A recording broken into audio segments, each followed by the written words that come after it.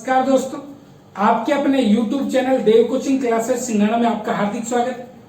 आज जो अपन बात करेंगे रीजनिंग में विविध के टॉपिक में, वो बात करेंगे कि एक विद्यालय जो लगता है उसमें विश्वविद्यालय के प्रत्येक कालांश के मध्य या दो कालांशों के बाद में जो विश्राम होता है, तो इसका हर एक कालांश का समय निकालना, उन क्वेश्चन के बारे में बात करेंगे।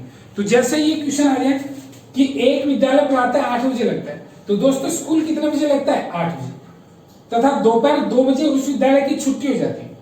दोपहर 2 बजे उस विद्यालय की क्या हो जाती है? छुट्टी।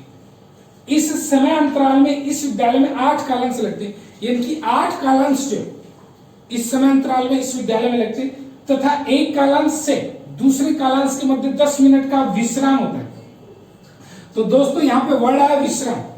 तो विश्राम का मतलब क्या होता है कि जैसे एक कालांश पूरा होता है उसके बाद में दूसरे कालांश के बीच में जो टाइम होता है वो विश्राम का समय होता है। या फिर आप लोग खेत में काम करने गए, आपने आधे घंटे या 1 घंटे काम किया और उसके बाद में आप लोग रेस्ट करके दोबारा काम के लगते हो, तो वो जो समय है ना वो विश्राम का समय होता है।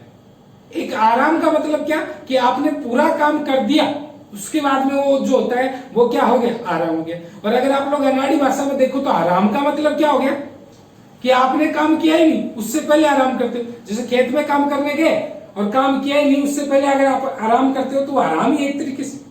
तो इसका मतलब सबसे पहले तो ये देखेंगे कि 8 बजे स्कूल लगाता है और ये 2 बजे इसकी छुट्टी हो जाती है, तो 8 से 2 बजे के बीच में ये स्कूल कितने टाइम लगा, कितने घंटे लगा? तो मेरे प्यारे विद्यार्थियों 6 घंटे स्कूल लगा, और 6 घंटे स्कूल लगा तो इसका मतलब कितना मिनट लगा रे? 360 मिनट।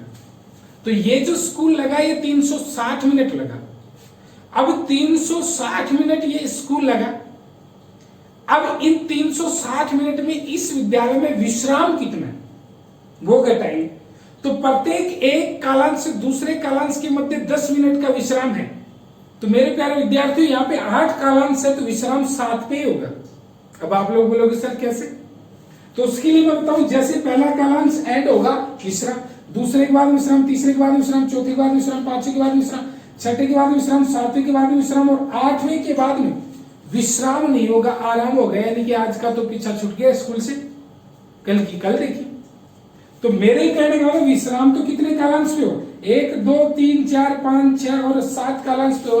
तो 7 कालांश पे विश्राम हुआ प्यारे विद्यार्थियों।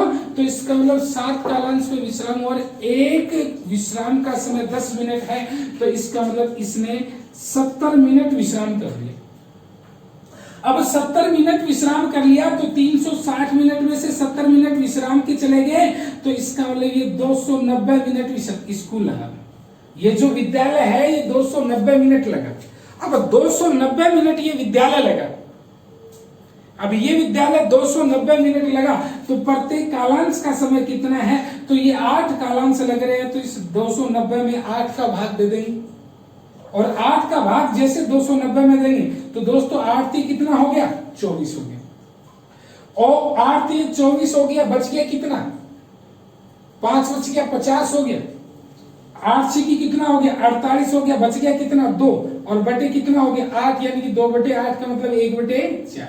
तो अगर मिनट में पूछे तो इसका मतलब 36 सही 1/4 मिनट, और अगर सेकंड में पूछे तो 36 मिनट और 15 सेकंड। अब आप लोग बोलोगे सर 15 सेकंड कैसे? क्योंकि 1/4 मिनट है प्यारे विद्यार्थियों।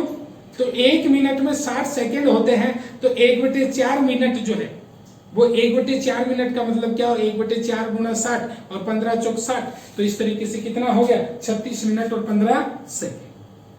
तो इस तरीके से आपने देखा क्या कि अगर ये 8 बजे स्कूल लगता है और 2 बजे स्कूल की छुट्टी हो जाती है, तो 8 से 2 बजे के बीच में 6 घंटे स्कूल लगा और 6 घंटे में 360 मिनट काम हुआ इसमें, और 360 मिनट में 8 कालांश लगते हैं। प्रत्येक एक कालांश से दूसरे कालांश के मिड में 10 मिनट का विश्राम होता है। तो इस तरीके से 70 मिनट का विश्राम हो गया, और 360 में से 70 मिनट घटाए तो 290/8, यानी कि कितना होगा? 36 से 1/4 मिनट, यानी कि 36 मिनट और 15 सेकंड।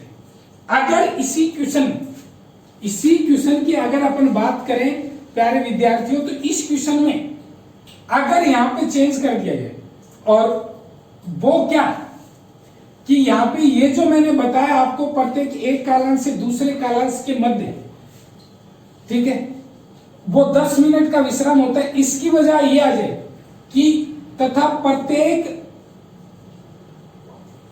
2 कालांश के बाद,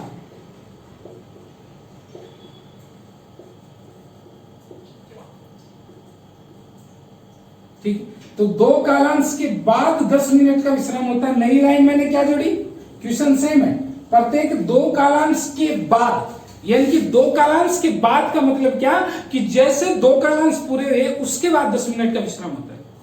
तो प्रत्येक 2 कालांश के बाद 10 मिनट का विश्राम होता है। तो यहाँ पे 8 कालांश है, तो इसका मतलब 8 कालांश, तो पहले के बाद दूसरे पे विश्राम, तीसरे के बाद चौथे पे विश्राम, चौथे के पांचवें के बाद छठे पे विश्राम, और सातवें के बाद 8वें पे क्या होगी, छुट्टी होगी। तो मेरे कहने का मतलब 10, 10 और 10, यानी कि सिर्फ 3 पे विश्राम हुआ। तो 3 पे विश्राम हुआ, तो प्यारे विद्यार्थियों यहाँ पे विश्राम जो हुआ वो 30 मिनट का हुआ, और 30 मिनट का हुआ तो इस 360 में से 30 घटा देते, तो इसका मतलब क्या हो गया, 330 हो गया। और वही 330 में कितने का भाग दे देते, 8 का, और 330 में 8 का भाग दे देते, तो वो जो आ जाता वो एक कालांश का समय हो गया।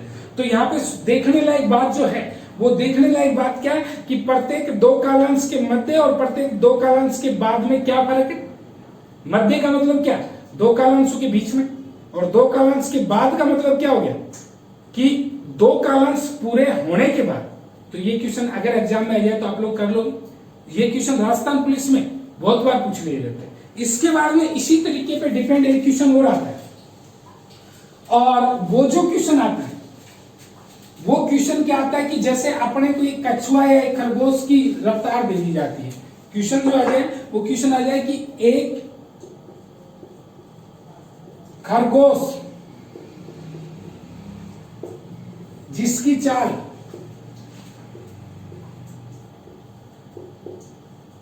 15 किलोमीटर प्रति घंटा, वह प्रत्येक 10 किलोमीटर चलने के बाद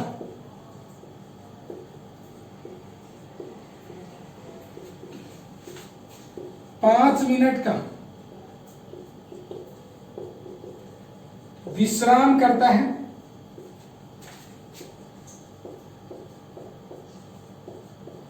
तो बताओ,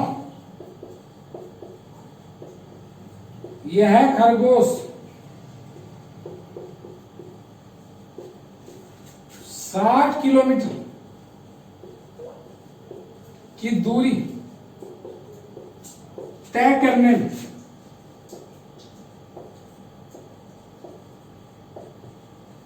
कितना समय लेगा।